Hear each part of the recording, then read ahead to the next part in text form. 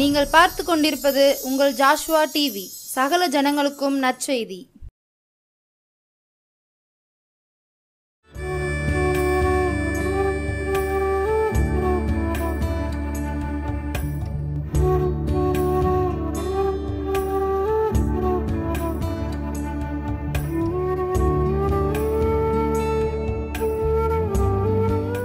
தேவ அன்பின் நற்செய்தி ஊழியத்தின் மூலமாக உங்களோடு ஆண்டவருடைய வார்த்தையை பகிர்ந்து கொள்ளும்படியான கிருபை ஆண்டவர் எனக்கு தந்ததற்காய் ஆண்டவருக்கு நான் ஸ்தோத்திரம் செலுத்துகிறேன்.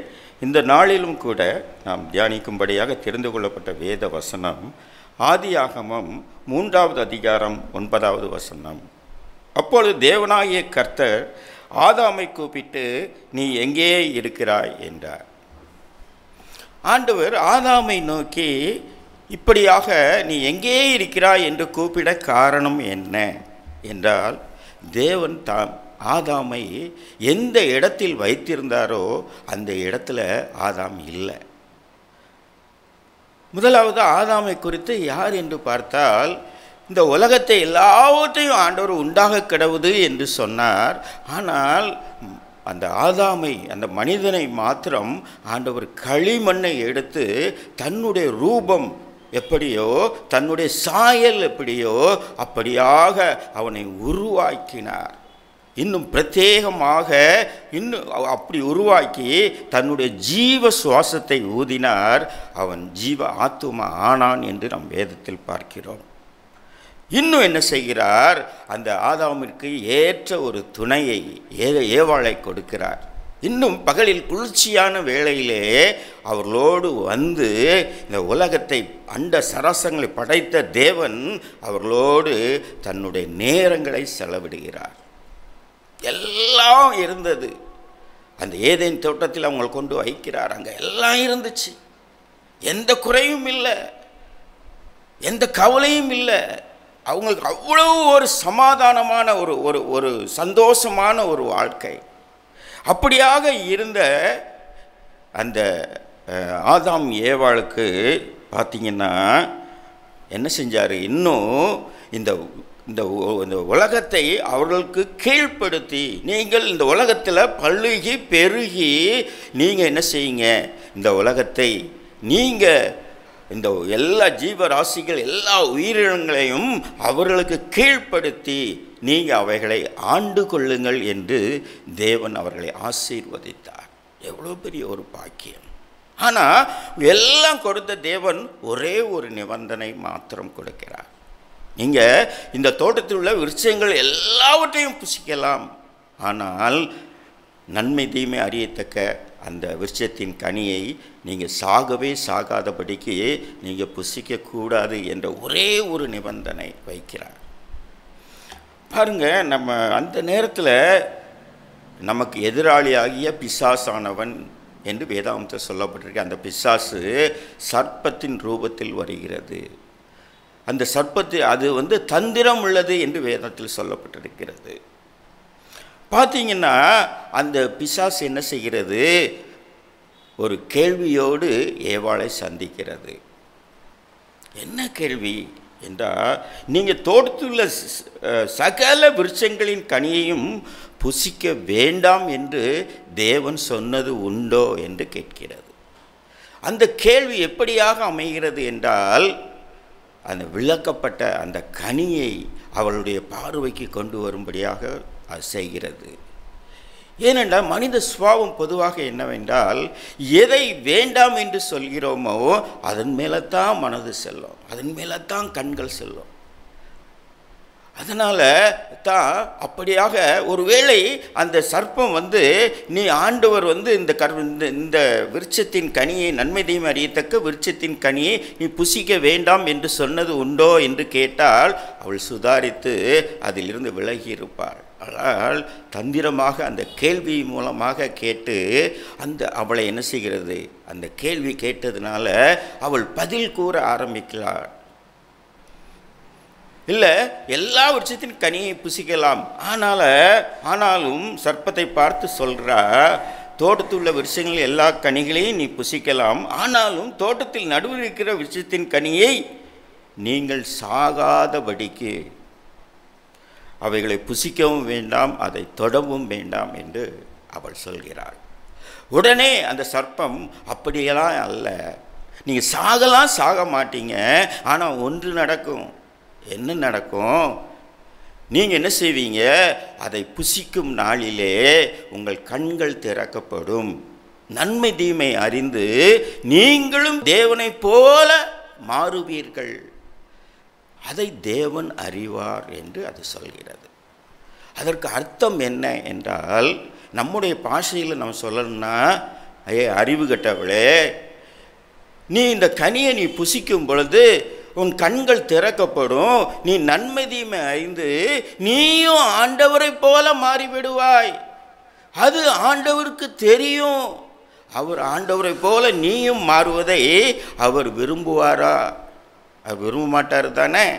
அதனால தான் இந்த கனியை நீ புசிக்கக்கூடாது என்று அது சொல்லிவிட்டு ஒரு பிட்டை போட்டுட்டு போயிடும்.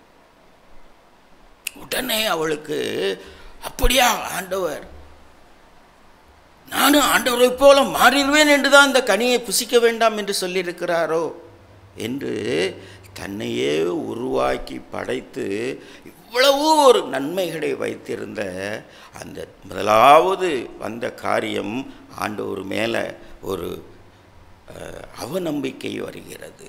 முதலாவது வந்த காரியம் அவிவிசுவாசம் மனிதனுக்கு. அதனால தான் வேதாகமத்தில் பார்க்கிறோம், அநேக விசுவாசத்தை குறித்து அநேக வசனங்கள் சொல்லப்பட்டிருக்கிறது. விசுவாசமே இந்த உலகத்தை ஜெயிக்கிற ஜெயம். விசுவாசித்தால் தேவனுடைய மகிமையை காண்பாய். இன்னும் விசுவாசிக்கிறவனுக்கு எல்லாம் கூடும். விசுவாசம் இல்லாமல் தேவனிடத்தில் பிரியமாய் இருப்பது கூடாத காரியம். இன்னும் சொல்லப்பட்டிருக்கு, முடிவாக பார்த்தீங்கன்னா, விசுவாசத்தில் வராத யாவும் பாவமே என்று சொல்லப்பட்டிருக்கிறது. அதனால் விசுவாசம் முக்கியமான ஒரு காரியம். இயேசு கிறிஸ்து மார்க் 1வது அதிகாரம் 15வது வசனத்தில் சொல்லப்பட்டிருக்கிறது, காலம் சமீபம் ஆயிட்டு, தேவனுடைய ராஜ்யம் காலம் சமீபமாக, தேவனுடைய ராஜ்யம் சமீபமாயிட்டு, நீங்கள் மனந்திருந்தி திரும்பி சுவிசேஷத்தை விசுவாசியுங்கள் என்று சொல்லப்பட்டிருக்கிறது. சுவிசேஷம்னா என்னங்க? சுவிசேஷம்னா நம்ம பார்க்கிறோம், நமக்கு அந்த மத்தேயு, மார்க்கு, லூக்கா, யோவான் எல்லாம் சுவிசேஷம். அது என்ன? ஆண்டவருடைய வாழ்க்கையை குறித்து, ஆண்டவர் நமக்காக இந்த கல்வாரி சிலுவையிலே ஆண்டவர் நமக்காக மரித்து நம்மை பாவத்தில் இருந்து மீட்டு எடுத்துக்கொண்டார். இதுதாங்க, மீட்டு எடுத்துக்கொண்டு தன்னையே ஜீவபலியாக அர்ப்பணித்து உயிரோடு எழுந்தார். நமக்காக, நம்ம பாவ மன்னிப்புக்காக பரிகாரியாக இருக்கிறார். இதுதான் சுவிசேஷம். அதை நாம் விசுவாசிக்க வேண்டும். ஏன்னா பார்த்தீங்கன்னா, ஏன் அவசியம் விசுவாசம் என்று பார்த்தால், பார்த்தீங்கன்னா நம்மிடத்தில் உள்ள சில குறைவுகள், நமக்கு வருகின்ற சில கஷ்டங்கள், நமக்கு வருகின்ற உபத்திரவங்கள், இவைகளை எல்லாம் பிசாசானவன் என்ன செய்கிறான்? பெரிய ஒரு விஷயமாக உருவகப்படுத்தி நமக்கு முன்பாக கொண்டு வந்து நிறுத்தி விடுகிறான். நிறுத்தி அவன் என்ன செய்கிறான் தெரியுமா? பாரு, நீ ஜெபிக்கிற, வேதம் வாசிக்கிற, எல்லா ஆலயத்துக்கெல்லாம் செல்ற, ஆனாலும் நீ கஷ்டப்பட்டு கொண்டு தானே இருக்கிற. நீ இந்த உனக்கு இருக்கிற இந்த பிரச்சனையிலிருந்து நீ எப்படி மீள போகிற என்று அதை ஒரு பெரிய விஷயமாக கொண்டு வந்து நிறுத்தி என்ன செய்கிறான்? நீயும் கஷ்டப்பட்டு தானே இருக்கிற, நீ இதிலிருந்து எப்படி நீ மீண்டு விடுவ? அங்கே பாரு, என்னுடைய பிள்ளைகள் எவ்வளவு சந்தோஷமாக, எவ்வளவு ஒரு மகிழ்ச்சியாக காணப்படுறாங்க என்று சொல்லி திசை திருப்பி என்ன செய்கிறான்? சோர்வுற செய்து விடுகிறான். அந்த சோர்வு வந்த உடனே நாம் என்ன செய்கிறோம்? தேவையில்லாத மொபைலில், இல்லைன்னா இதில் டிவியில், இல்லைன்னா தேவையில்லாத காரியங்களில் நம்ம அப்படியே என்ன செய்து விடுகிறோம்? ஜெபிக்க. ஏன்னா நானும் அநேக நாட்கள் அப்படிப்பட்ட ஒரு அனுபவம் எனக்கும் உண்டு. அதனால தான் நான் சொல்கிறேன், அப்படியாக அமிழ்த்தி நம்மை பாவ பிடியில் சிக்க வைக்க அவன் எத்தனிக்கின்றான். அதுதான் அவனுடைய திட்டம். அதிலிருந்து மீள வேண்டுமானால் நமக்கு விசுவாசம் அவசியமாக இருக்கிறது. அதனால தான் அப்போஸ்தலனாகிய பரிசுத்த பவுல் சொல்கிறார், எல்லாவற்றிற்கும் மேலாக விசுவாசம் என்னும் கேடயத்தை நீங்கள் பிடித்தவர்களாக நில்லுங்கள் என்று சொல்லப்பட்டிருக்கிறது. நமக்கு அவசியங்க அந்த விசுவாசம், கேடயம் நமக்கு அவசியம். அதனால தான் அந்த விசுவாசத்தை குறித்து அவ்வளவு காரியங்கள் சொல்லப்பட்டிருக்கிறது. சரி, நம்முடைய விசுவாசம் பார்த்திங்கன்னா, விசுவாசத்திற்கு அழகான ஒரு டெபினிஷன் வேதாந்தம் சொல்லப்பட்டிருக்கிறது. என்னென்னா, நம்பப்படுகிறவை உறுதி. எவற்றை நம்புகிறோமோ, ஆண்டவர் என்னோடு இருக்கிறார் என்று நாம் நம்பினோம்னா அதில் நாம் உறுதியாக இருப்பது. இன்னும் காணப்படாதவைகளின் நிச்சயம். நாம் ஆண்டவரை பார்க்க முடியாது கண்களினால, ஆனாலும் கூட தேவன் என்னோடு இருக்கிறார் என்று சொல்லி காணப்படாத அந்த காரியத்தில் நாம் நிச்சயமாக இருப்பது தான் விசுவாசம். அது நமக்கு அவசியம். வியாதி வந்து விட்டால் என்ன செய்கிறோம்? உடனே ஆண்டவர்கிட்ட போய் ஜெபம் பண்ணுறோம். ஆண்டவரே, இந்த வியாதி மட்டும் என்னை விட்டு நீங்கட்டும், நான் விசுவாசிக்கிறேன், உம்மை நம்புகிறேன் என்று சொல்லி. நான் உங்களிடத்தில் நான் கேட்க விரும்புகிறேன், நம்ம வியாதி வந்தால் டாக்டர்கிட்ட செல்கிறோம். அதற்காக டாக்டர்கிட்ட நீங்கள் செல்ல வேண்டாம் என்று சொல்லவில்லை. வியாதி வந்தால் டாக்டர்கிட்ட போகிறோம்.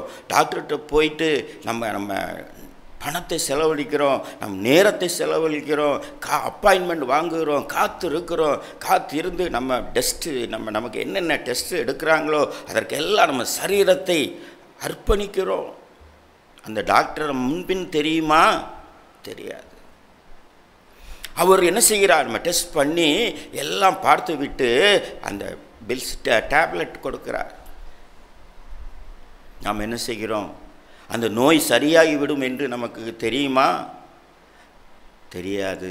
ஆனாலும் அவற்றை என்ன செய்கிறோம்? சாப்பிட்றோம். சாப்பிட்டு விட்டு அந்த நோய் சரியாகவில்லை என்றால் உடனே ஒருத்தர் வந்து சொல்கிறாரு, நீங்கள் இதை விடுங்கங்க, இந்த டாக்டரை விட இன்னொரு டாக்டர் அவர் ரொம்ப கைராசிக்காரருங்க அப்படின்னு சொன்ன உடனே நாம் அந்த கைராசிக்காரரை தேடி சென்று விடுகிறோம். சரி, நமக்கு அந்த நோய் சரியாகவில்லை, நம்ம போய் ஒரு டாக்டர்கிட்ட போய் நம்ம கேட்க முடியுமா? டாக்டர், இந்த நோய் எனக்கு சரியாகட்டும், நான் ஃபீஸ் தர்றேன் அப்படின்னு நம்ம கேட்க முடியுமா? ஆனால் ஆண்டவர்கிட்ட எளிதாக கேட்டு விடுகிறோம், எனக்கு சரியாகட்டும், நான் உம்மை நம்புகிறேன். நம்ம ஆண்டவர்கிட்ட, ஆண்டவரே நான் ஜெபித்திருக்கிறேன், எனக்கு இந்த வியாதி சரியாகும், நான் என்ன செய்யணும்? விசுவாசத்தோடு ஆண்டவர்கிட்ட கேட்டால் ஆண்டவர் வழி நடத்துவாருங்க. எந்த டாக்டர்கிட்ட செல்வது என்பதை கூட நமக்கு சொல்லுவார். அதுதான் விசுவாசம். நம்முடைய நம்பிக்கை யார் மீது என்று நாம் சிந்திக்க கடமைப்பட்டிருக்கிறோம். நானும் தேவனைப் போல, நானும் ஆண்டவரை போல மாறிவிடுவேனோ என்ற உடனே அவளுக்கு வருகின்ற காரியத்தை பாருங்க. 6வது வசனத்தில் பார்க்கிறோம். 3ஆம் அதிகாரம் 6வது வசனத்தில் ஆதியாகமம். அப்பொழுது ஸ்திரியானவள், அந்த விருட்சம் புசிப்புக்கு நல்லது, பார்வைக்கு இன்பமும், புத்தியை தெளிவிக்கிறதுக்கு இச்சிக்கப்படத்தக்க விருட்சமாய் இருக்கிறது என்று கண்டு என்று பார்க்கிறோம். அவளுக்கு அதை பார்ப்பதற்கே, புசிப்பதற்கு நல்லது என்று காண்கிறாள். பார்ப்பதற்கே அவ்வளவு இன்பமாக இருக்கிறது. இன்னும் புத்தியை தெளிவிக்கத்தக்கதற்கு இச்சிக்கப்படத்தக்க அந்த விருட்சம் என்று அவள் காண்கிறாள். 2வது வருகின்ற காரியம் இச்சை. முக்கியமாக நமக்கு இச்சை அடக்க அவசியங்க. ஏன்னா பார்த்தீங்கன்னா, நமக்கு வேதத்தில் ஆண்டவர் எச்சரிக்கிறார். யாக்கோபு 1ஆம் அதிகாரத்தில் ஆண்டவர் 14-15 நம்ம பார்த்தோம்னா, அவனவன் தன் சுய இச்சைகளினாலே இழுக்கப்பட்டு சிக்குண்டு சோதிக்கப்படுகிறான். பின்பு இச்சையானது கற்பந்தரித்து பாவத்தை பிறப்பிக்கும், பாவம் பூர்ணமாகும் போது மரணத்தை பிறப்பிக்கும் என்று வேதவசனம் சொல்லப்பட்டிருக்கிறது. பாருங்க, ஒரு பெண் ஒரு லேடிங்க, அவங்க சொந்தக்காரங்க வீட்டுக்கு போகிறாங்க.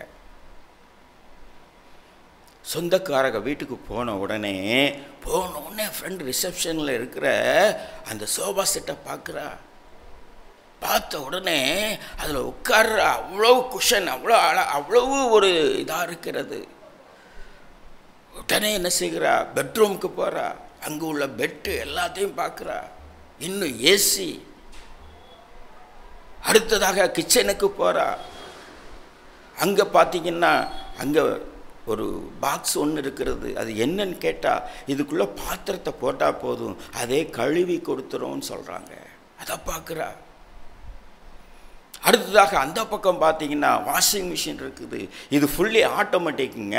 இதுக்குள்ளே துணியை போட்டாலே போதும், அதே துவைச்சி அதே காய வைத்து அதே மடித்து அயன் பண்ணி மடித்து கொடுத்து விடும் என்று சொல்கிறாங்க. இதெல்லாம் பார்த்த உடனே அவள் முகம் மாறுகிறது. உள்ளே போகும்போது வேறு ஆள், வீட்டை விட்டு வெளியே வரும்போது வேறு ஆள். அவள் நினைத்து கொள்கிறாள், இருக்கட்டும், நான் வீட்டிற்கு போய் அவரை ஒரு பிடிக்கிறேன் என்று சொல்லி வீட்டை விட்டு வெளியே வருகிறாள். வீட்டிற்கு வந்த உடனே அவள் கணவரை எதிர்பார்த்து காத்து கொண்டிருக்கிறார். வந்த உடனே, நீலாம் மனுஷனாயா? உன்னை கட்டிக்கிட்டு நான் என்ன சுகத்தையா கண்டேன்? என்னுடைய தகப்பனும் தாயும் என்னை பாலும் கிணத்துலலாம் தள்ளிட்டாங்க. இங்கே பாரியா, நான் பொம்பளைன்னு தானே என்னை இவ்வளவு வருஷமாக நீ அடக்கி வச்சிருந்த. இனி நான் அப்படி இருக்க போகிறதில்ல. நானும் என்ன செய்கிறேன் என்பதை நீ பொறுத்திருந்து பாருங்க. எதுவும் பேசக்கூடாது. உலகத்தில் வாழனியா என்று சொல்லிக்கொண்டு அவள் என்ன செய்கிறா, இப்பொழுது ஆதார் கார்டை மட்டும் கொடுத்தா போதும், இஎம்ஐ இல்லாதபடிக்கு எல்லா பொருளையும் வாங்கி கொள்ளலாம், இன்ஸ்டால்மெண்ட்டு. உடனே என்ன செய்கிறாள், எல்லா பொருளையும் ஆர்டர் செய்கிறாள். எல்லாம் வந்து வீட்டில் இறங்குறது. உடனே கணவனை பார்த்து சொல்கிறா, போயா, அனுபவியா, அதில் இருந்து பாரு, அதில் படுத்து பாரு, ஏசி எப்படி குழுகுழு என்று இருக்கிறது என்று சொல்லி அவள் சொல்கிறா. இன்னும் சும்மா இருப்பாளா? உடனே தெருவுக்கு போய் வாங்க பாருங்க என்று சொல்லி அவ்வளவு ஒரு காரியங்கள். நாட்கள் ஆகிறது, டியூ கட்ட முடியலை. அதையெல்லாம் கொடுத்தவர் வந்து கேட்கிறார், பணம் இல்லை, என்ன செய்வது? அவள் வீட்டில் வச்சு பேச மாட்டார், தெருவில் வந்து, வீட்டு முன்னால் தெருவில் வந்து நின்று பேசுவார். உன்னெல்லாம் வாங்கலன்னு யாருமா அழுதா? நீலாம் எதுக்கு இது வாங்குற என்று சொல்லி நாக்கை பிடுங்கி கொண்டு சாகும்படியாக அப்படியாக கேள்வி இருக்கும். தெருவில் போகிறவங்களாம் பார்ப்பாங்க. ஏன்னா அவங்களுக்கெல்லாம் அவள் ஆடின ஆட்டம் என்ன நினச்சேன், அவள் அப்போவே நினச்சேன், இவள் இப்படியாவது இப்படிப்பட்ட விஷயத்தில் சிக்குவா என்று சொல்லி நினச்சேன் என்று எல்லாரும் வந்து என்ன செய்வாங்க, அவளிடத்துல வந்து கேட்பாங்க. எல்லாம் சுற்றி இருந்து வேடிக்கை பார்ப்பாங்க. அதுதான் வேதவசனம். சுய இச்சையினால் சிக்கொண்டு சோதிக்கப்படுகிறோம். அதில் என்ன இச்சை வந்தவுடனே பாவம் வருகிறது. அந்த பாவம் பூரணமாகும் பொழுது மரணத்தை, அவங்களுக்கு ஒரே ரெண்டே வழிதான். ஒன்று என்ன செய்யணும், அந்த ஊரை விட்டு காலி பண்ணி ஆக்கணும், எங்கேயாவது போய் கண்டறியாத இடத்துல மாட்டிக்கொள்ளாதபடி இருக்கணும், இல்லை நான் குடும்பத்தோடு சாகணும். அதுதான் வசனங்க. கற்பம் தரித்து பாவத்தை பிறப்பிக்கும், பாவம் பூரணமாகும் பொழுது மரணத்தை பிறப்பிக்கும் என்று வேதம் சொல்லப்பட்டிருக்கிறது. பாருங்க, அடுத்ததாக மூன்றாவதாக நடக்கின்ற காரியத்தை பாருங்க. அதே வசனத்தில், அதன் கனியை பறித்து புசித்து தன் புருஷனுக்கு கொடுத்தாள், அவனும் புசித்தான். மூன்றாவது வருகின்ற காரியம் கீழ்ப்படியாமை. பாருங்களேன், அந்த இச்சையை நமக்குள்ளாக அனுமதித்து விட்டால் ஆசை வரும், அது பேராசையாக மாறும். மாறின உடனே நம்ம சுற்றி என்ன நடக்கிறது என்றே தெரியாதபடிக்கு நம்ம கண்கள் மறைக்கப்பட்டு நாம் தானாக சென்று அந்த தேவையில்லாத அந்த இச்சை உடனே தேவையில்லாத கீழ்ப்படியாமையில் போய் விழுந்துருவோம். அநேக செலிப்ரிட்டிஸ்லாம் என்ன செய்கிறாங்க, ஏதாவது ஒரு சின்ன காரியத்தில் மாட்டி அவங்க படுகின்ற அவமானங்களை நாம் பார்க்க முடிகிறது. அதனால் கீழ்ப்படியாமை மூன்றாவது வந்தது. உடனே பாருங்க, ஆண்டவர் உடனே அங்கே நிற்கலாங்க. பாவம் செஞ்ச உடனே ஆண்டவர் அங்கே நிற்கலை. வழக்கமாக பகலில் குளிர்ச்சியான வேளையில் அங்கே தான் கேட்கிறார், ஆதாமே நீ எங்கே இருக்கிறாய் என்று. ஏங்க அப்படி வரணும்? ஆண்டவருக்கு தெரியாதா? ஆண்டவருக்கு தெரியும். கீழ்ப்படியாமல் விழுந்துட்டாங்க, பாவம் வந்துருச்சு என்று தெரியும். ஆனாலும் கூட ஏன் வழக்கமாக போல் அவர் வரணும்?